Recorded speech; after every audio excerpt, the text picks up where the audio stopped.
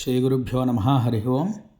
ఇప్పుడు మనం చెప్పుకోబోయేటువంటి అంశం ఏమిటి అంటే అండి, భీమఖండము. భీమఖండంలో మనకి మొత్తం ఎన్ని ఉన్నాయి ఈ యొక్క శివలింగాలు, దేవాలయాలు అంటే అండి, ఈ నక్షత్రపాద లింగాలు. అంటే మనకి నక్షత్రాలు ఎన్నండి? 27. 27 నక్షత్రాలకి ఎక్కడైనా గుళ్ళు ఉన్నాయి, కానీ ఇంకా ప్రపంచం మొత్తం మీద ఎక్కడా కూడా ఒక్కో పాదానికి ఒక్కో దేవాలయం అనేది మనకి ఎక్కడా కూడా లేదు. అది ఉన్నది ఎక్కడ అంటే మన భీమఖండంలో మాత్రమే. ఆ యొక్క ఒక్కొక్క పాదానికి అంటే నక్షత్రానికి 4 పాదాలు ఉంటాయి. ఆ 4 పాదాలకి ఒక్కొక్క పాదానికి ఒక్కొక్క శివాలయము కూడా మన భీమఖండంలో ఉన్నది.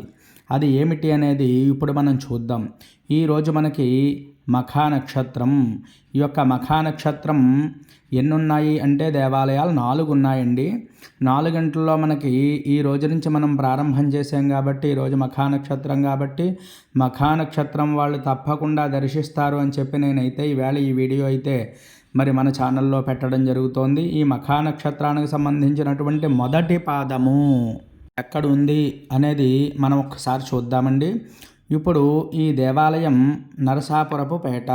అంటే సుమారుగా ఇవన్నీ కూడా ఎక్కడున్నాయి అంటే అండి, భీమఖండంలో భీమేశ్వరుడి గుడికి దగ్గర చేసి కొద్దిగా దూరంలో కొన్ని ఉన్నాయి, కొన్ని దగ్గరలో ఉన్నాయండి. ఇదైతే మనకి సుమారుగా రామచంద్రపురానికి ఒక 3 కిలోమీటర్ల దూరంలో నరసాపురపు పేట. అంటే మనం కాకినాడ వెళ్ళేటువంటి మెయిన్ రోడ్ నుంచి గొల్లాల మావిడాడ వెళ్ళేటువంటి దారిలో మనకి ఈ యొక్క దేవాలయం అయితే మనకి దర్శనమిస్తుందండి. ఈ స్వామివారు చాలా అద్భుతంగా ఉన్నారు. అంతేకాకుండా ఈ గుడి ప్రాంగణం అంతా కూడా మీకు నేను చక్కగా చూపిస్తున్నాను. ఎందుకంటే మీరు కూడా వెళ్ళలేకపోవచ్చు. వెళ్ళేవారైతే తప్పకుండా ఈ యొక్క దర్శనం చేసుకోండి. 108 లింగాలును.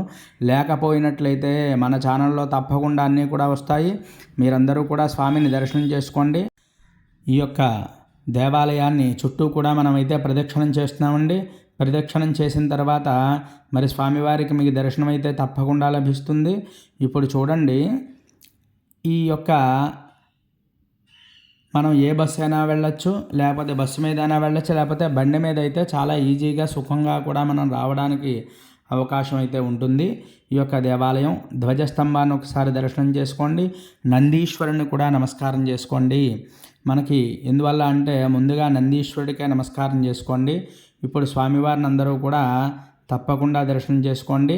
విశ్వేశ్వరాయ మహాదేవాయ త్రయంబకాయ త్రిపురాంతకాయ త్రికాగ్ని కాలాయ కాలాగ్ని రుద్రాయ నీలకంఠాయ మృత్యుంజయాయ సర్వేశ్వరాయ సదాశివాయ శ్రీమన్మహాదేవాయ నమః. పార్వతీ మల్లేశ్వర స్వామినే నమః. ప్రార్థన నమస్కారం సమర్పయామి. ఈ యొక్క స్వామివారి పేరు పార్వతీ మల్లేశ్వర స్వామివారండి. మఖా నక్షత్రం మొదటి పాదం. స్వామివారిని ఒక్కసారి మనసా వాచా కర్మణ దర్శనం అయితే చేసుకోండి. మీకు అవకాశం ఉంటే తప్పకుండా వెళ్ళి స్వామిని అయితే దర్శనం చేసుకోండి. లేనివారు మన ఛానల్లో చూసి స్వామివారిని దర్శనం చేసుకోండి. ఇంకా మన ఛానల్ ఎవరైనా సబ్స్క్రైబ్ చేయకపోతే సబ్స్క్రైబ్ చేయండి. ఈ వీడియోని మీకు నచ్చినట్లయితే లైక్ చేయండి, షేర్ చేయండి. ఎవరికైనా ఉపయోగపడుతుంది అంటే తప్పకుండా పంపించండి.